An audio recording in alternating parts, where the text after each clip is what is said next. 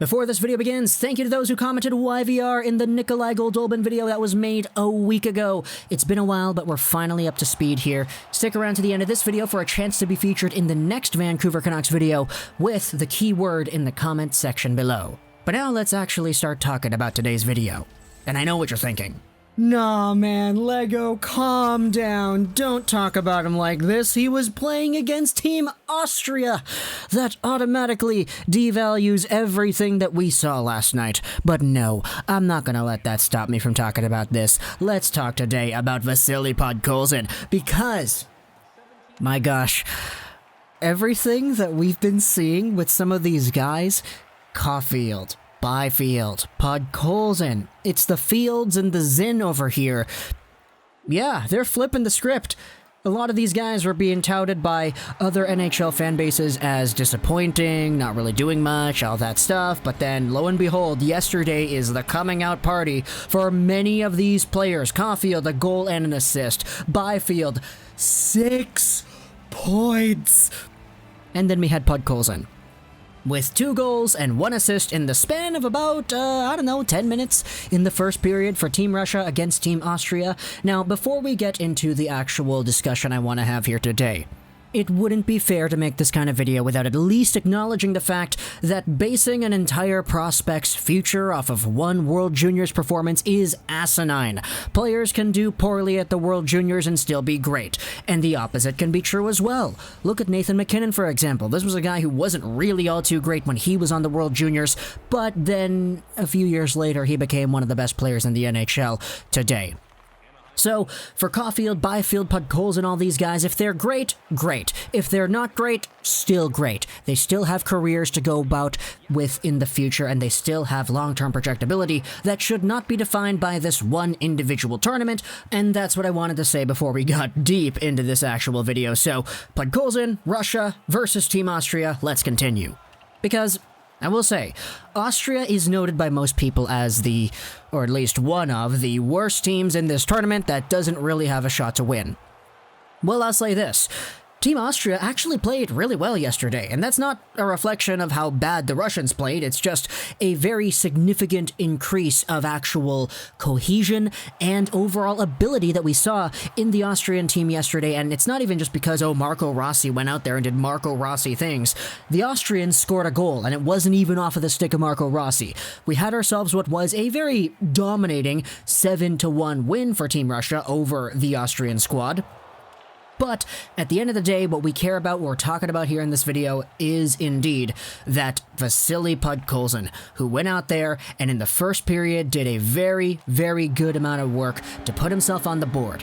Now, before this game even began, we had a Vasili Podkolzin who was heading into this one as one of the more underwhelming players in the tournament, I guess I will say.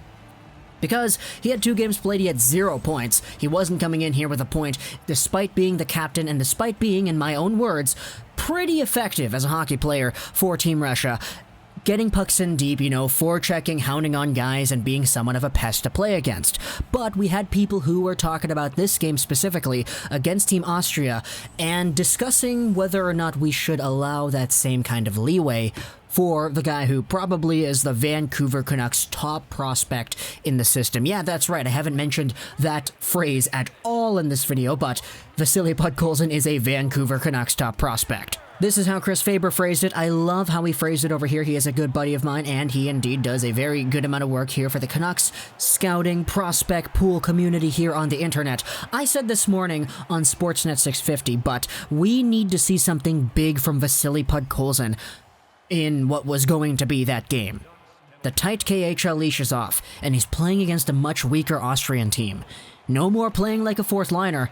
It's time for him to be a first-line leader for Russia. Now we'll start this discussion off by talking about what Podkolzin did do, because what he did do, first and foremost, was take the puck in on a 5-on-4, receives the pass just outside the face-off circle. He comes in, he loads up, he grips it, he rips it, up high. That is the Vasili Podkolzin we saw in this building 2 years ago at the Ivan Hlinka Gretzky tournament in 2018. Get on the board for his first of the World Juniors. Canucks fans all just collectively sighed a big relief, of vindication, catharsis, all you want to hear from that, because Podkolzin is showing off that yes, the big snipes, they do exist.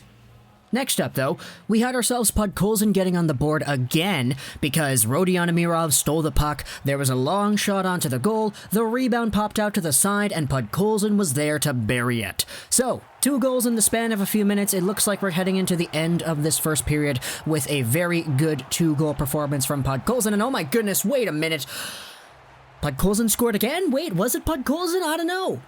Podkolzin comes in towards the end of this first period on the rush. He takes a very heavy wrister, and it hits the goalie quite nicely. So much to the point that it actually trickles behind the goalie, and it makes its way over across the net. But then it stops on the goal line, and then Marat Kusnedinov comes in there. He shoves it into the goal. Had he not been there, then the Austrian backchecker would have definitely taken it out. But Marat Kusnedinov scores a goal. Podkolzin gets his 3rd point in the span of about 10-ish minutes, and the Russians end off that period up 4-0. Pod didn't end up scoring anything else after that, but he did have some very, very good highlights. Not just of some offensive chances, but of some defensive rushes too.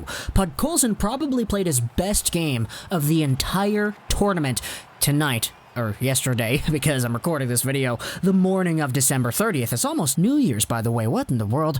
But Podkolzin just had so many very good showcases of strength on and off the puck. Blocking shots, defensive pressure, back-checking, all that stuff. This was a very, very good game. As well, on the offensive side of things, there were some very good moments where Podkolzin, in the span of a few seconds, would send some very good, very efficient, high-danger scoring attempt passes over to his teammates who weren't able to bury it. There was one play in particular where the Russians almost had a very nice, wrap around the net play where they passed it from one guy to the other side out in front, but it was just stopped up, or I think it was shot wide or something like that. And in that one play, Vasili Podkolzin made 3 or 4 dangerous pass attempts to the other Russian players that were on the ice. And this guy just absolutely was playing with a boatload of confidence that allowed him to really do that. And again, I know they're playing against Austria, and I don't want to make it seem like, oh, he did this against Austria, meaning that he's going to be able to do this in every NHL game he plays when he comes over when the KHL season is done. No, that's not what I'm going to say here, but I will say that the best we have seen out of Podkolzin was displayed in yesterday's game.